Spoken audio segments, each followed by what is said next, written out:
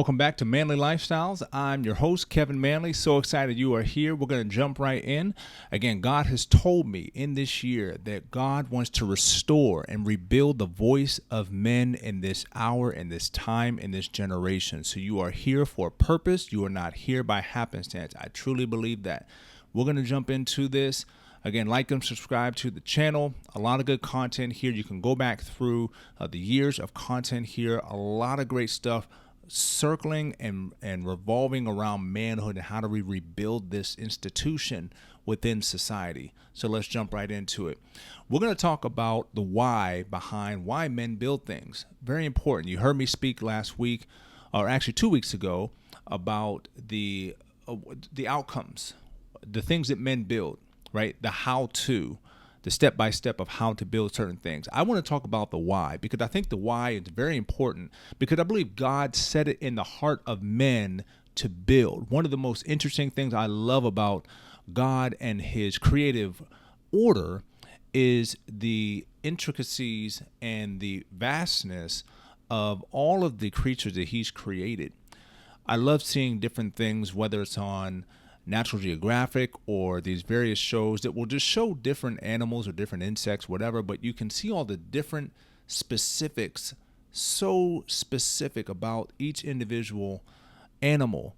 And you begin to stand in awe because you see that without anyone doing anything, this animal will conduct itself in the way that it's been created. It's carrying out its created order, essentially from what God put on the inside of it. And so I find it amazing that each individual animal has its own way of living life, if you will, reproducing, fighting off oncomers, all these different things.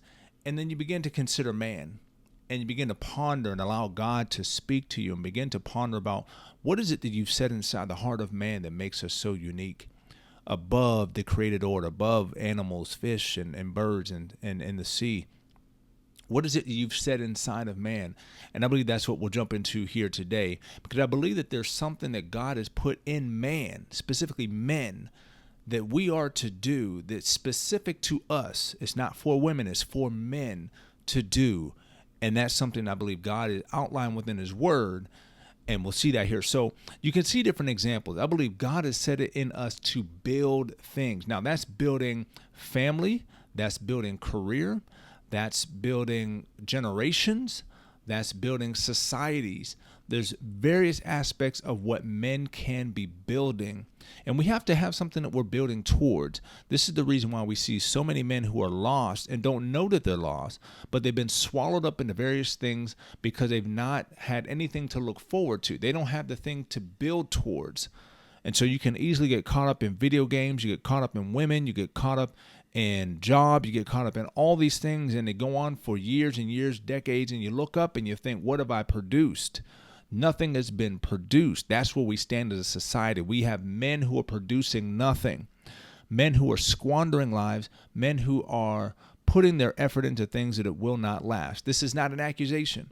Okay, so for those men who are hearing, don't hear this as an accusation. This is just simply pointing out what is the reality, because we can't bring the healing. We can't change unless we face the truth, unless we face the reality. I faced that in my own life over the course of numbers of years, and God really did deal with a lot of areas, but it required shining the light on it. And the light sometimes can hurt, but it will bring ultimate healing if we allow it. So allow the truth to come in. Are there areas of your life when as it relates to the things that I've mentioned, where maybe you feel like you're not hitting the mark, but it may not be a condemning thing, and don't allow it to be a condemning thing, but allow it to be a thing of grace where God can speak his truth, and you can be enabled by his grace to actually become that thing or to begin to see progress in that. So one thing you'll see is that in the book of Genesis, there's Abraham. God told Abraham, you will be the father of many nations. But Abraham had to carry that thing out. Abraham had to believe God, and he had to build towards that thing. So he had to do specific things. He couldn't just say, okay, well, God said it, I'm just going to sit back. He had to build towards it.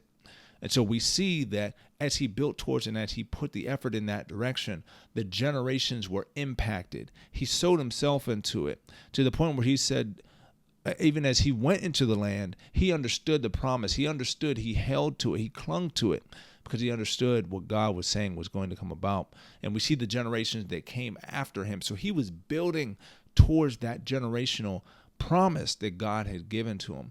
There's many other examples throughout the word, but one of the things I do want to highlight is that certain things throughout the word. You can see this a lot in Proverbs, where God tells us to stay away from laziness or to avoid it because of the destructive nature of it. And so many men have been destroyed by our own doing, by our own laziness, by our own lackadaisic attitude towards things. And we destroy ourselves. We destroy the thing that God wants to do in us and through us.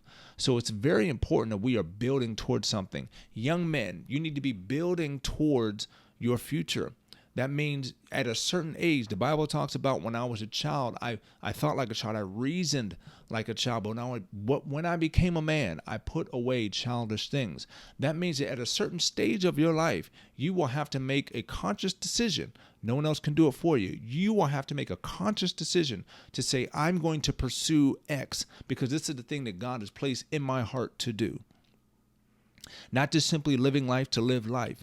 When you hit a certain point, a certain age, now some of you it may be different ages when you hit that. But at some point, you will have to make the decision yourself to say, I'm going to pursue something. For me, it was roughly around the age 19, 20 when I was in college and I realized that I was playing the video games. And I said, you know what? I'm at a great school. I have a great opportunity. My parents can't decide for me. No one else, my pastor, no one else can decide for me. I have to make a conscious decision for my own life that I'm going to focus in on what I need to be doing. And as I focused, God said, he began to speak. If you seek me with your whole heart, you will find me. And as I sought him for myself, I began to walk down a path where God began to outline and line things up and ultimately call me into a greater destiny. And so that was part of my life. But I implore you, where are you? If you're a young man, again, you have vast potential in front of you. You have to align yourself with that. If you're an older man, there is still opportunity for you to come in line with what God's called you to do.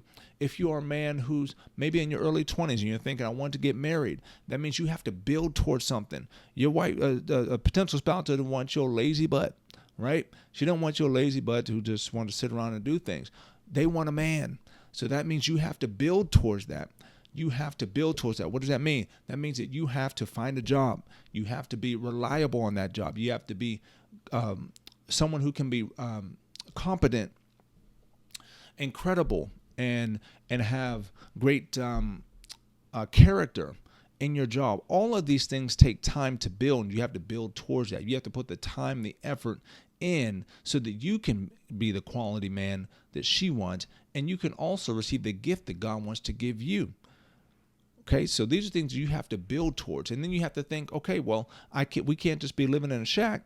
We have to find a place. I have to find a secure dwelling for my wife and my children, ultimately, who will come. So you have to build towards that. You have to position yourself, whether that's finding a home. You have to find, okay, how am I going to get the financing for this? How am I going to put this together? I have to have the right amount of income for this. You're building towards it. You have to build towards that so you can have provision for your family. And then thinking of your children, you have to be thinking, what else can I be doing to provide for my wife and my kids, for my family? So again, this is not to be condemning. This is to say, this is a challenge, and because men need to be challenged, to say, what am I building towards? What am I pursuing? What am I putting my effort and my energy, my focus towards? And so that thing can become a reality, and I'm actually building towards something. And then when you get to a certain age, you're thinking about grandchildren, you're thinking about legacy, right? But you have to build towards that place. If you're not building, you can still be in stage one and thinking you're doing something, but all you're doing is playing video games and wasting years. Don't waste time. Don't waste years, okay? Get up, do something, stand up. It's time. Men, we need men to stand up. We need men to pursue. We need men to build. And God wants men that can build. And you can do that. I believe you can do it. God believes you can do it. And I know that we will continue to do this as you continue to stay tuned in on this channel. We're going to continue to hit topics, but this is a big one, the why behind why we build. So important. Let's go ahead and do this, men. So appreciate you joining in today. take this to heart. Really allow God to speak to you, allow God to minister to you, and I believe that you're going to see some great things. You're going to see some great things, and we'll continue next week. Have a good week.